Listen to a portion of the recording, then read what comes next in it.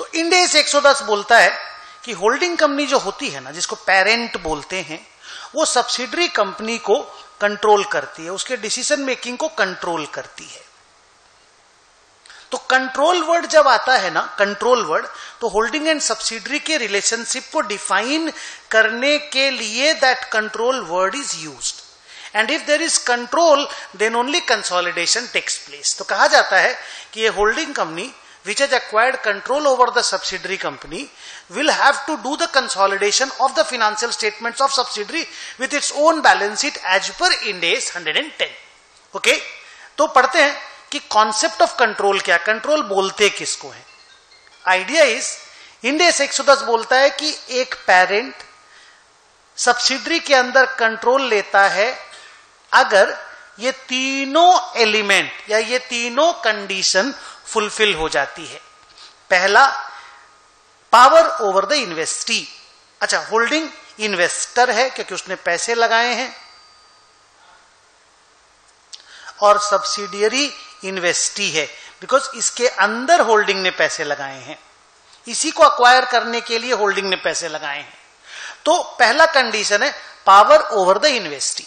3 element का discussion करूंगा मैं, ये तीनों कंडीशन फुलफिल हुआ तो समझ जाना कंट्रोल है, कंट्रोल है तो समझ जाना कंसोलिडेशन होगा। तो पावर ओवर द इन्वेस्टी का आइडिया ये है कि अगर मेरा पास, मैं होल्डिंग सब्सिडरी कंपनी का 50% से ज्यादा का वोटिंग राइट आ जाता है, खरीद लेता हूं मैं, तो मैं बोलूंगा I have the power over the investee. दूसरा, exposure to or rights to variable returns from its involvement in the with the investee, ये भी होना जरूरी है। मतलब अगर सब्सिडरी कंपनी खराब परफॉर्म करेगा तो मेरे को लॉस होगा, और अगर सब्सिडरी कंपनी अच्छा परफॉर्म करेगा तो मेरे को प्रॉफिट होगा। बस सिंपल है ना। अब मान लो मैं 100% किसी कंपनी में ओन करता हूं, I am the holding company acquired 100% stake in another company.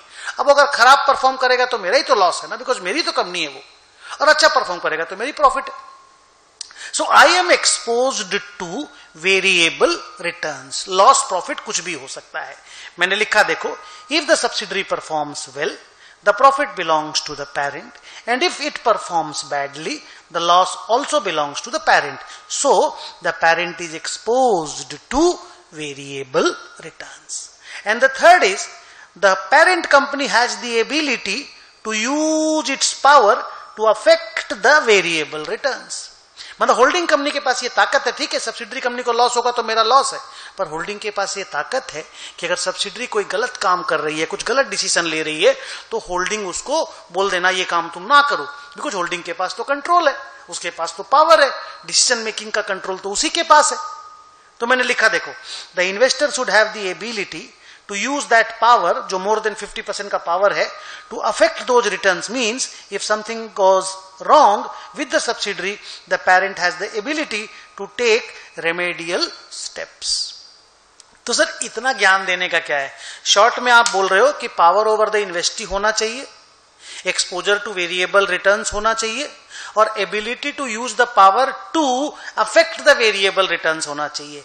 एक लाइन में बोलिए ना सर कि होल्डिंग सब्सिडरी का अगर रिलेशनशिप है, मतलब अगर मान लीजिए ए लिमिटेड एक कंपनी है और उसने बी लिमिटेड नाम का एक कंपनी में 80% का स्टेक अक्वायर करके रखा है, तो सर हो गया ना, सारा कंडीशन तो नॉर्मली फुलफिल हो ही जाएगा। पावर है, एक्सपोज्ड टू वेरिएबल रिटर्न्स है, और कंट्रोल है, तो ability to use that power to affect those variable returns भी तो हुआ ना। तो बच्चों हाँ हुआ। अगर इतना है तो चलो स्टार्ट डूइंग द कंसोलिडेशन करते हैं, ठीक है। आइए अगले पैराग्राफ में, ये पैराग्राफ बोलता है एग्जेम्पशन फ्रॉम कंसोलिडेशन। भाई अगर होल्डिंग और सब्सिडरी का रिलेशनशिप है तो कंसोलिडेशन होगा। Who will do consolidation? A limited will do. किसकी बैलेंस शीट को कंसोलिडेट करेगा? बी लिमिटेड की। और खाली बैलेंस शीट को ही नहीं, P&L को, कैश फ्लो को, statement of changes in equity को, नोट्स ऑन अकाउंट्स को, सारा फिनेंशियल स्टेटमेंट्स का कंसोलिडेशन होगा। और सब कुछ इंड AS 110 के हिसाब से ही होगा, हम लोग पढ़ेंगे।